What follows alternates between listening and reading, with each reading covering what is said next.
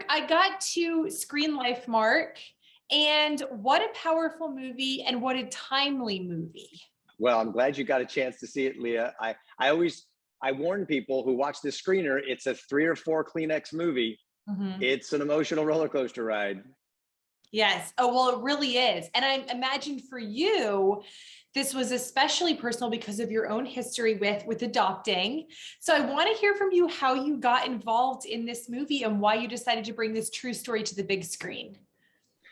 So Lifemark is really based on an idea that came to me through a short documentary film that I saw.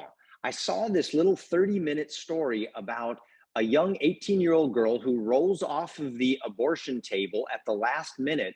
Mm. She decides to keep her child and secretly raise him and full term and give birth. Now, she moved in with her boyfriend so that her parents never knew that she was even pregnant. She places this young boy for adoption. He's adopted by this family. And he then, 19 years later, reaches out to his biological mother and wants to meet her. She thinks he probably wants to tell her how much he hates her for abandoning him. And the opposite is true. He wants to tell her, thank you for this life you've given me and this family you've given me, because he loves his family. It's based on a true story. And when I watched this, I thought, we've got to turn this into a movie. So I called my good friends, Alex and Stephen Kendrick, who made the movies Flywheel and Fireproof and Facing the Giants, War Room and Courageous, and said, guys, what do you think? And they said, we think we want to make it with you. Yeah. So let's do this. And that was 3 years ago. And so finally, we're here. The timing is unbelievable for a movie about the subject of life just after the overturning of Roe versus Wade. So I can't wait for people to see it. Well, talk a little bit more about the significance of that, because that is huge. This movie is taking such a unique take on the topic of life. It's very positive about life. It doesn't shame people who have had abortions, but it is making a very pro-life statement. So talk about this timing. This is God ordained. It's absolutely God ordained. We started this movie 3 years ago, and we had so many delays because of COVID, all the lockdowns. And we were just trusting God that he would open doors at the right time, and for him to bring his favor to rest upon this movie. So as we began writing the script and casting for the roles, it was unbelievable how everything began to just fall into place.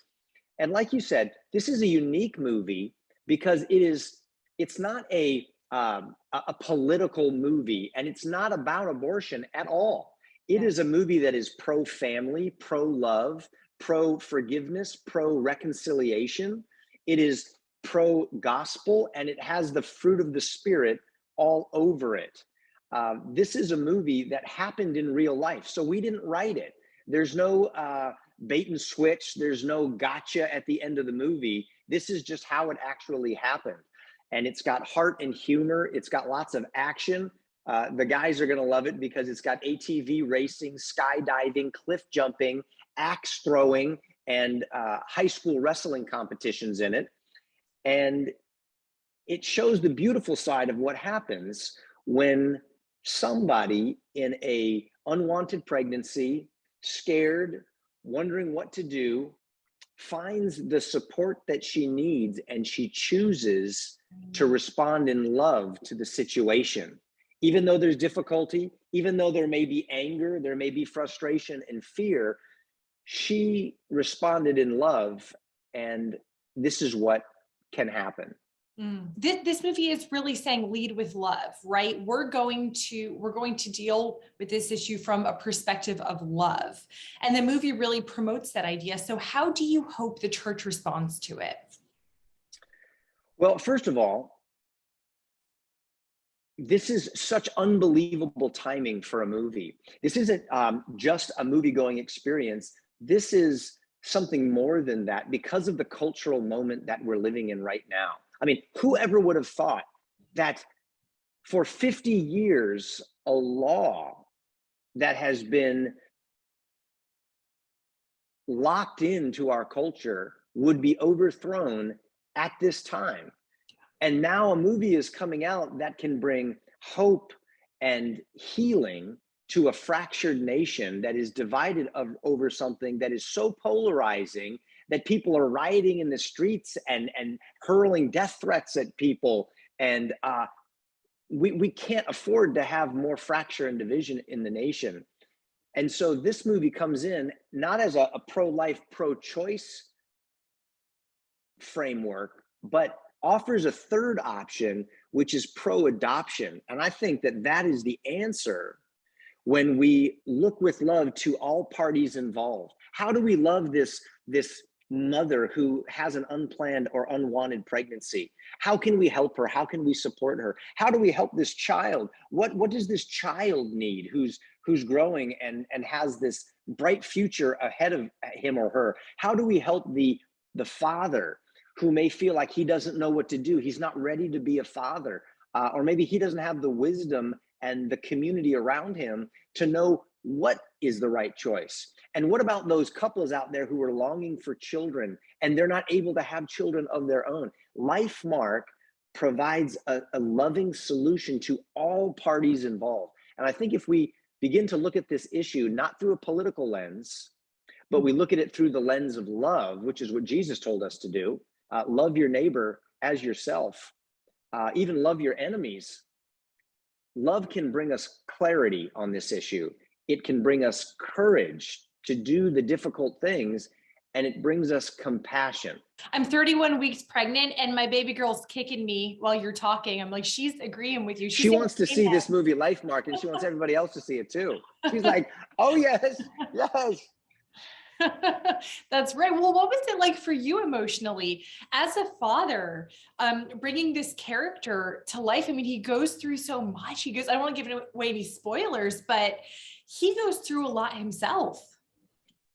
Yeah, so I play the adoptive dad in this movie. So the character that I play, Jimmy Scotton and Jimmy Colton and his wife, they've been longing to have kids. They've tried to have kids. 2 of their children have died because of a genetic disorder. And so they're longing for a way to have a family. And me and my wife, Chelsea, in real life, we have 6 children. 4 of our children are adopted. In fact, my wife, Chelsea, is adopted. And that means 5 people in my family, the people I love the most, or 5 of the people I love the most, were 1 doctor appointment away from not existing. Mm. And these are beautiful, thriving, talented, important human beings on the planet. And if my wife hadn't been born, either would our 2 natural born children. So this is very important to me. It's why I'm so passionate about it. And I know that there are millions of others who will feel this way when they watch the movie, whether they're longing for children, whether they're considering adopting, whether they're in an unplanned pregnancy, or they're just children in the womb like your daughter who's kicking and shouting and cheering right now.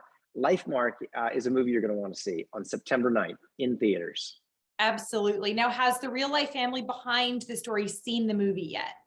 Yes. Not only have they seen the movie, the real life family that the movie is made made about is actually in the movie. They were on the set watching as we were recreating scenes that really happened in their life. And they're thinking, oh my gosh, I can't believe I'm watching this. That's exactly how I felt. That's exactly what happened. And then actually there are secret roles that some of them play in the film. So when you watch it, you'll be seeing the real birth mother and the real young David who has grown up, and he's playing a very important role in the movie. I play the adoptive father, and the real adoptive mother is also playing a role in the film. So there's sort of secret surprise Easter eggs that you'll have to go back and watch the movie a second time to know what I'm talking about. But there's lots of real life in this movie, including dialogue that we didn't even script. We just used the words that the real people spoke to us when we asked them what they said to one another and how the whole thing happened. We just wrote it down because we couldn't script anything this good. Yeah. Why can't the church stay silent about the issue of life? I know we're kind of at a time where we're afraid to offend people. We're afraid to not be seeker friendly, but Why does the church need to be bold on the topic of adoption, the topic of life?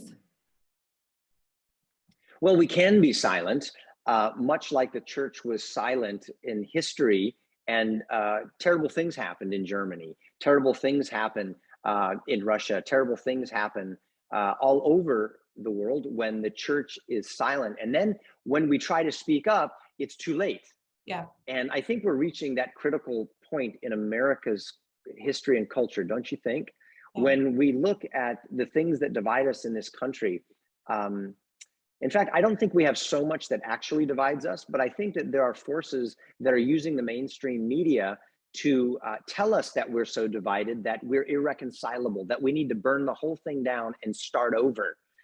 We're divided over race, over religion, over economics. We're divided over vaccination status and gender and marriage. We're divided over everything. But the truth is, there's one race. We're all part of it. There's only one color of skin. We get it. It's called melatonin. Some of us just have more of it than others. And we all need each other. And what we need more than anything is to stop fighting and look to God for our answers. And he gives them to us in his word.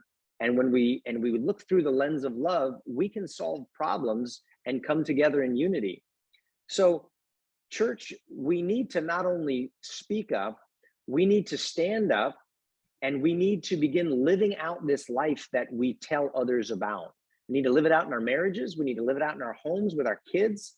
We need to do so much that we've neglected. And I think a good place to start, if this issue of life is important to you, is go watch Lifemark in movie theaters beginning September 9th. You can see it with your friends and family.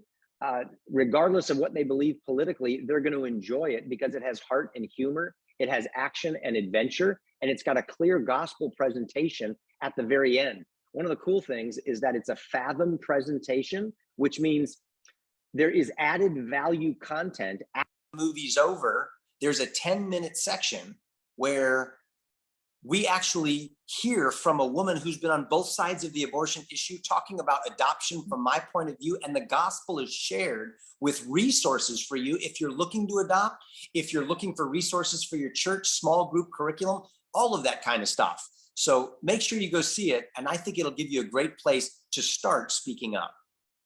Awesome. Well, Kirk, thank you so much. Really enjoyed the movie, and it's always a pleasure to talk to you. Thanks so much, Leah. God bless. Keep up the great work. God bless you.